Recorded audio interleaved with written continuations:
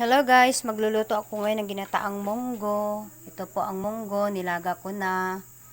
Tapos lalagyan ko po ng lemongrass, luya at sibuyas. Lalagyan ko din ng sinugbang isda, malunggay at saluyot.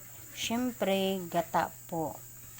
Ang una ko pong ginawa is nilaga ko muna yung papaya. Pag malambot na ang papaya, ilalagay ko na po yung iba pang gulay at saka pati ang gata.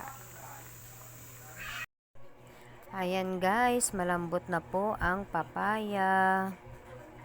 Yung tama-tamang lambot at ilagay na natin yung munggo. Ayan, tapos isunod na din po natin yung sibuyas, luya at tanglad. Ayan, tapos sinunod ko na din po yung gata. Ang sarap talaga ng gulay. Ayan po, nilagay ko na din po kasunod yung sinugbang isda. Pagkatapos, nilagyan ko na din po ng konting magic sarap, konting asin. Tapos ayan, hintayin na lamang po na kumulo.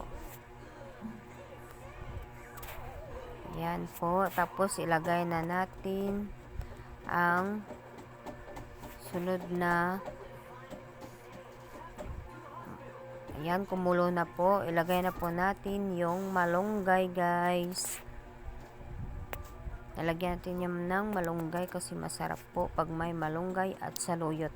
Ang binili ko lang po niyan guys sa tindahan is yung munggo.